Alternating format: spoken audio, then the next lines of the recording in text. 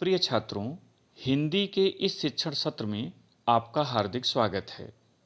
आज हम UP board कक्षा 9 के हिंदी विषय के पाठ्यक्रम का अध्ययन करेंगे। कक्षा 9 में 70 अंकों की एक लिखित परीक्षा होगी और 30 अंक आंतरिक मूल्यांकन के आधार पर दिए जाएंगे। इस प्रकार एक परीक्षा का परिणाम कुल 100 अंकों पर घोषित होगा।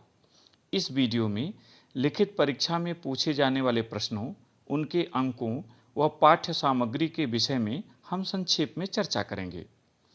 अन्य विषयों की तरह हिंदी का प्रश्न पत्र भी यूपी बोर्ड द्वारा 3 घंटे 15 मिनट के लिए निर्धारित है, किंतु विद्यालय की व्यवस्था के अनुसार आपको थोड़ा सा कम समय भी मिल सकता है और आपको उसी समय के भीतर 70 अंकों का पूरा प्रश्न पत्र हल करना होगा।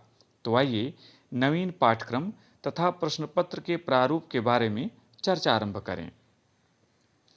प्रश्न संख्या 1, हिंदी गद्य साहित्य का इतिहास।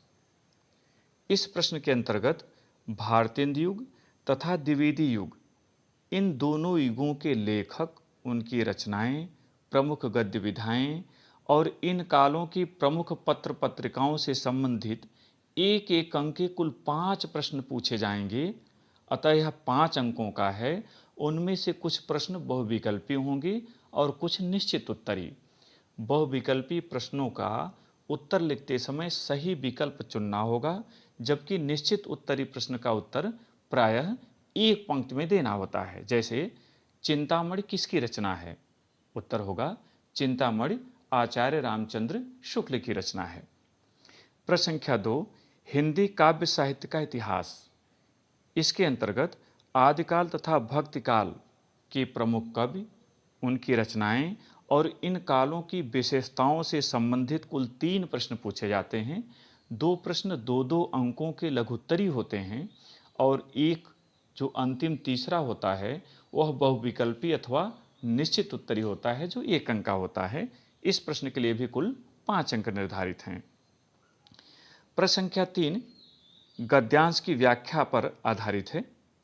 आपके प्रश्न पत्र में 2 गद्यांश दिए जाएंगे, उनमें से किसी एक का आप चुनाव करेंगे और उन पर आधारित 3 प्रश्नों का उत्तर लिखेंगे। पहला प्रश्न है संदर्भ का, दूसरा रेखांकित अंश की व्याख्या का और तीसरा तथ्यपरक प्रश्न। आपको व्याख्या उतनी ही लिखनी है जितना अंश रेखांकित होगा और तथ्यपरक प्रश्न का उत्तर उसी पैराग्राफ में छिपा होगा, इसलिए आपको वहीं से उत्तर ढूंढना होगा। इन तीनों प्रश्नों के लिए कुल 8 अंक निर्धारित हैं। प्रश्न संख्या 4 पद्यांश की व्याख्या से संबंधित है। इसके लिए भी 8 अंक निर्धारित हैं और 3 चीजें आपको लिखनी होती हैं: संदर्भ, व्याख्या, काव्य सौंदर्य। काव्य सौंदर्य का तात्पर्य रस, छंद, अलंकार, भाषा, शैली, गुण आदि को ढूंढकर लिखना होता है। इसको विस्तार में जानने के लिए आप हमारा एक अन्य वीडियो जरूर देखें, व्याख्या के चरण। प्रश्न संख्या 5 2 खंडों में विभक्त है। खंड क लेखक परिचय, यह 3 अंकों का होता है और प्रश्न पत्र में दिए गए लेखकों में से किसी एक लेखक का जीवन परिचय और उसकी रचना लिखनी होती है। खंड ख कवि परिचय से संबंधित होता है और यह भी 3 अंकों का होता है। प्रश्न पत्र में दिए गए कवियों में से किसी एक कवि का जीवन परिचय और रचना लिखनी होती है। प्रश्न संख्या 6 संस्कृत गद्यांश अथवा श्लोक का संदर्भ सहित हिंदी में अनुवाद लिखने से संबंधित है। अर्थात आपके संस्कृत खंड से एक गद्यांश और एक श्लोक दिया जाएगा, उनमें से किसी एक का आपको संदर्भ और हिंदी में अनुवाद लिखना होगा। इसके लिए 5 अंक निर्धारित हैं। प्रश्न संख्या 7 2 खंडों में विभाजित है। खंड क और खंड ख। खंड क में एक श्लोक लिखना होता है जो 2 अंकों का है, किंतु ध्यान रहे कि यह श्लोक प्रश्न पत्र में नहीं आया हुआ होना चाहिए, अन्यथा आपका अंक कट जाएगा।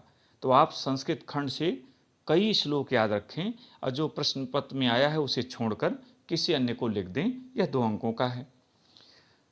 खंड ख पाठों पर आधारित 2 अति लघुत्तरी प्रश्नों का संस्कृत में उत्तर लिखने से संबंधित है। अर्थात आपके पाठों पर आधारित प्रश्न प्रश्न पत्र में दिए रहेंगे, उनमें से किन्हीं 2 को आप चुनेंगे और उनका संस्कृत में उत्तर लिखेंगे, इसके लिए 2 अंक निर्धारित हैं। प्रश्न संख्या 8 काव्य सौंदर्य के तत्व से संबंधित है और यह 3 खंडों में विभाजित है। खंड क रस, श्रृंगार एवं वीर, ये 2 रस आपके पाठ्यक्रम में सम्मिलित हैं। इनकी परिभाषा, उदाहरण एवं पहचान से संबंधित प्रश्न पूछे जाएंगे, इसके लिए 2 अंक निर्धारित हैं। खंड ख छंद से संबंधित है। चौपाई एवं दोहा, इनके लक्षण, उदाहरण एवं पहचान से संबंधित प्रश्न पूछे जाएंगे, इसके लिए भी 2 अंक निर्धारित हैं। खंड ग अलंकार से संबंधित है और अनुप्रास, यमक, श्लेष, ये 3 शब्द अलंकार हैं जो आपके पाठ्यक्रम में हैं। इनकी परिभाषा, उदाहरण एवं पहचान से संबंधित प्रश्न आपसे परीक्षा में पूछे जा सकते हैं, इसके लिए भी 2 अंक निर्धारित हैं। प्रश्न संख्या 9 हिंदी व्याकरण से संबंधित है और यह 4 खंडों में विभक्त है। खंड क वर्तनी तथा विराम चिन्ह, यह 2 अंकों का है और दी गई पंक्ति की वर्तनी शुद्ध करनी होती है और विराम चिन्हों का उचित प्रयोग करना होता है। खंड ख शब्द रचना, तद्भव, तत्सम, विलोम और पर्यायवाची से संबंधित है।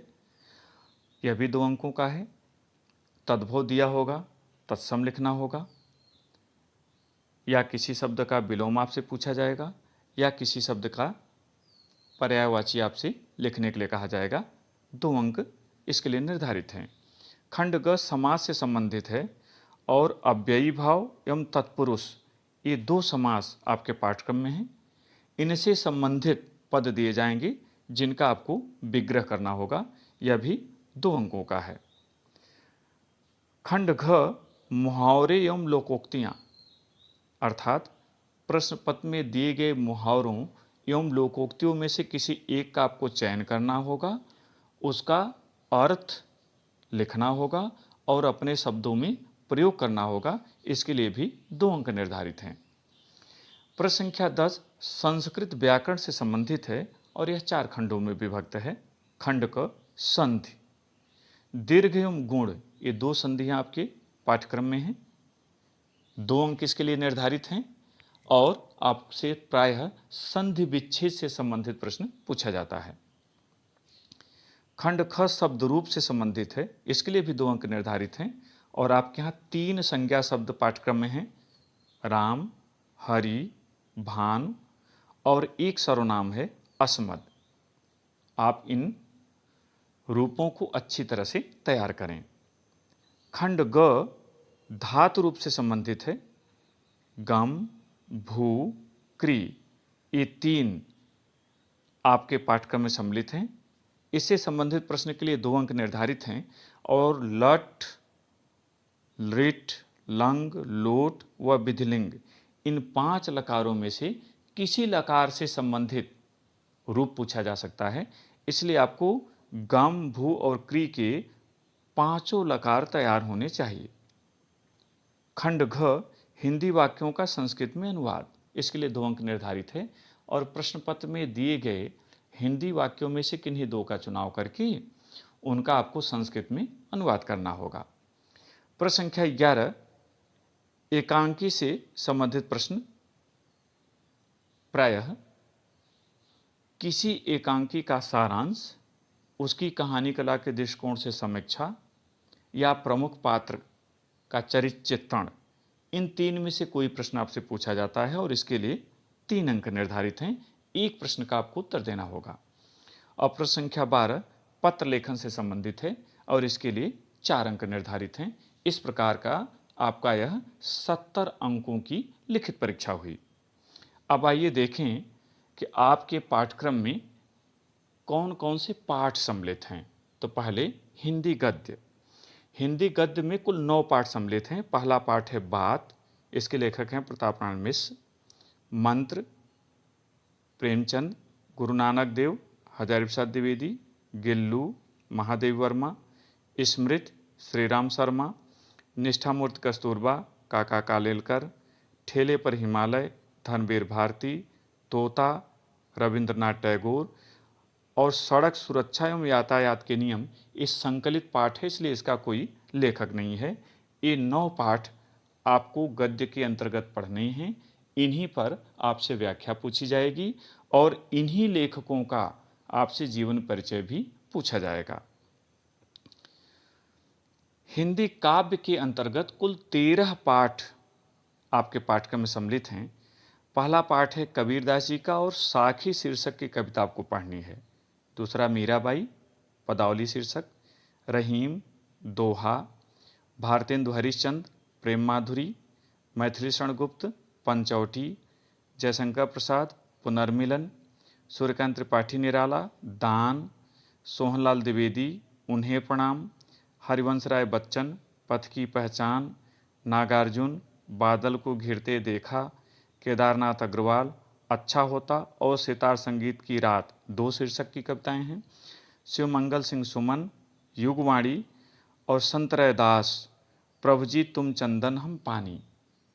ये कुल 13 पाठ हैं और इन्हीं पाठों पर आपको पद्यांश की व्याख्या पूछी जाएगी और इन्हीं कवियों का आपसे कवि परिचय पूछा जाएगा। संस्कृत खंड के अंतर्गत आपके यहाँ कुल 7 पाठ पाठ्यक्रम में हैं। पहला वंदना, दूसरा सदाचारः, तीसरा पुरुषोत्तमः रामः, चौथा सिद्धि मंत्रः, पांचवा सुभाषितान, छठा परमहंसः रामकृष्णः और सातवां कृष्णः गोपाल नंदनः। आपके यहाँ एकांकी के अंतर्गत कुल 5 एकांकी पाठ्यक्रम में सम्मिलित हैं।